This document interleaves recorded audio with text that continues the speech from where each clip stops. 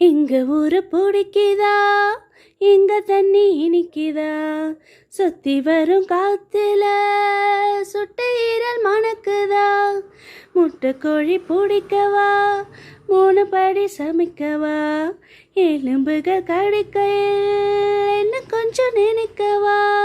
கம்ப சோறு ருசிக்கவா, சமைச்ச கைய கொஞ்சம் ரசிக்கவா, முடுக்கத்தான் ரசம் வச்சு மடக்கத்தான் பார்க்குற,